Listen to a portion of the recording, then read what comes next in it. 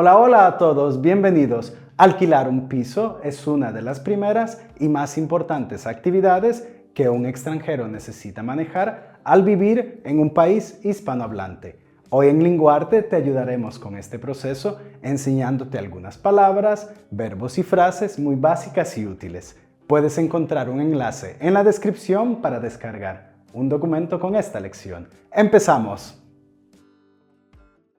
En el inicio, para alquilar un piso o apartamento, puedes necesitar las siguientes palabras: piso, apartamento, habitación, alquiler, contrato, documento, requisitos, arrendador, inquilino, precio, depósito, pago, presupuesto, periodo de aviso, contrato de alquiler, compañero de piso, vecino, vecina, vecindario, barrio, ascensor, elevador, comprobante de ingresos, amueblado, sin amueblar, daño, decisión, elegir o escoger, cita, mudarse, referencia del empleador, servicios públicos, energías. Si te gustaría conocer el vocabulario del piso y la casa, revisa este video donde lo explicamos en detalle. Algunas frases y preguntas para alquilar un piso son: estoy interesado, interesada en alquilar este piso, apartamento.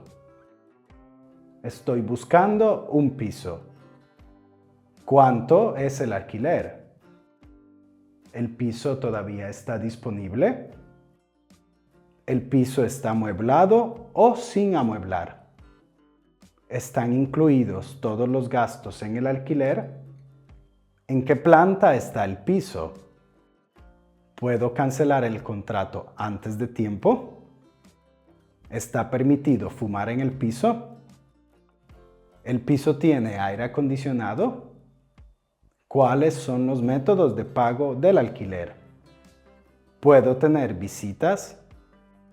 ¿Quiénes son mis vecinos?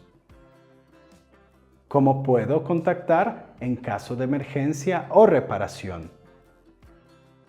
¿Cuál es la duración mínima del alquiler? ¿Se permiten mascotas? Ahora revisemos el siguiente diálogo entre un inquilino y un arrendador. Buenos días, soy Pedro. ¿En qué puedo ayudarle?